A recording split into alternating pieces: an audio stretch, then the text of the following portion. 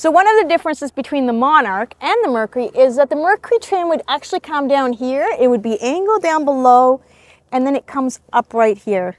So that this trim specifically looks like a sword, whereas the Mercury trim would come down and it almost like creates like a Z, like a Zorro Z. Another distinguishing feature is the bumperettes here on the front.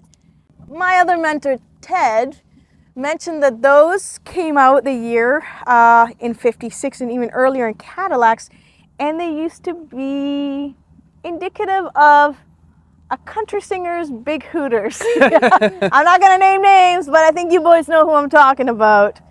So on the hood, you'll see this very beautiful and distinguishing emblem.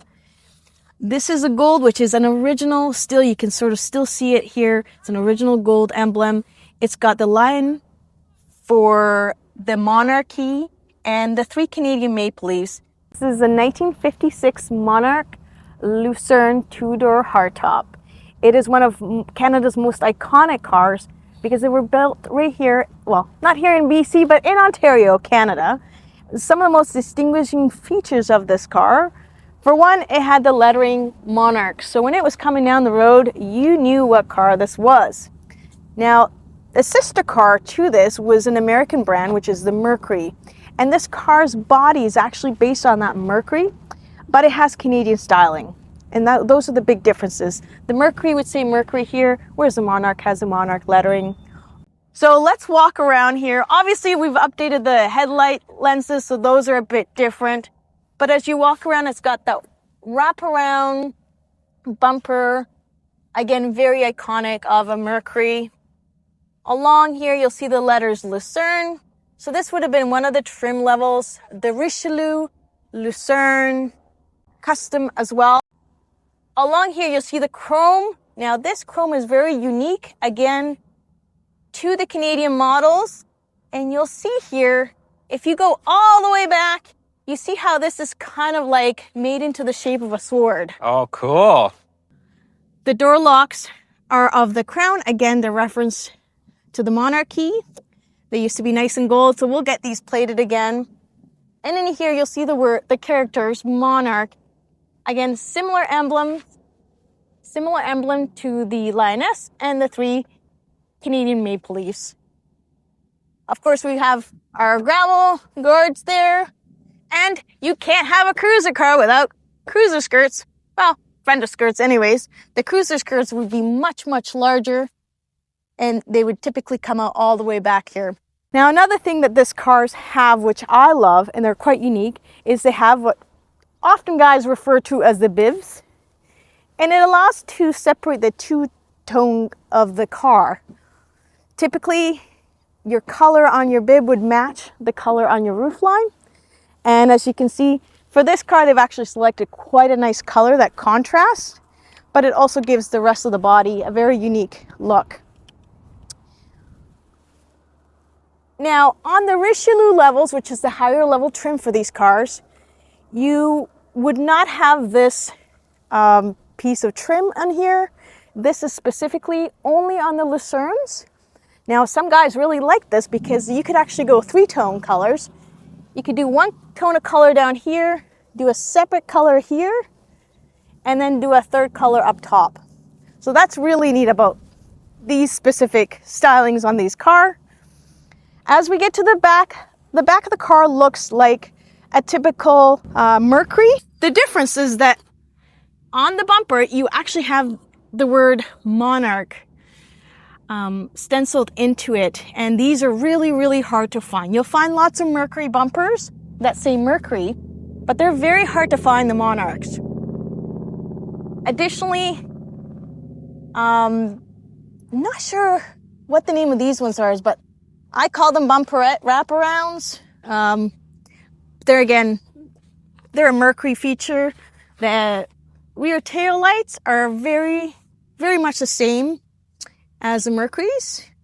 There are some really neat tail lights. I remember Brian used to talk to me about, which have like a round symbol to them, and then they are kind of narrow, and those are for the wagons on the Mercury's. Again, we see another distinguishing lioness here, and the 3 maple leaves. So very unique. only on Monarchs, and specifically a 56 Monarch. And as we walk around the side again, you see just how beautiful this car is. The trim actually all looks in great shape. And even around the windows here, it being a hardtop, you get that extra piece of chrome along the top and it goes all the way around. And the neat thing about this year car as well is you get the wraparound windows. Yeah, you'll see that the windows actually come out this way a little bit more. Totally wraps around the car, which gives you almost, you know, the 360 kind of feel, which was really neat for this year. As you can see, we have a gorgeous interior. Of course, there's a few really neat things about this car. Number one, the interior. Brian told me this was a Tijuana custom interior. I think somebody had driven down to Mexico somewhere and had actually this custom done. I guess this was something that they used to do back in the old days. Guys would just drive down there and get their custom interior work done because it was so much cheaper. So apparently that's what it's called, Tijuana interior, I guess.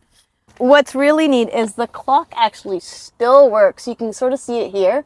Look at that. It still works, which I think is pretty amazing. And all our gauges as well work on the dash. Here we go, here we go. So the one thing I love about this car is actually how low it sits. So yeah, I mean, she's a pretty low seat. It's definitely a cruiser. But look at this front headliner. Like, it is just stunning, gorgeous, the stitching work. But it could still use a little bit more scrubbing. Again, it sat for 25 years, so it's expected. But overall, the car looks amazing.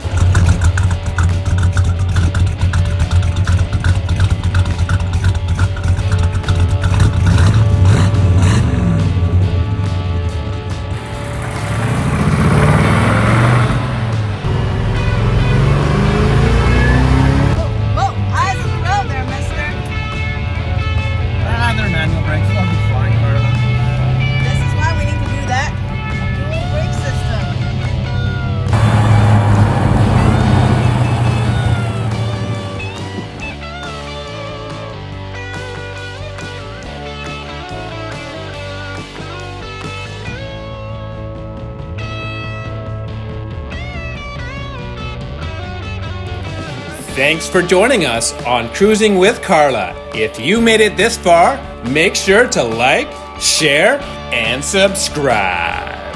And as always, stay tuned for more of Cruising with Carla. Carla, she's the smart one.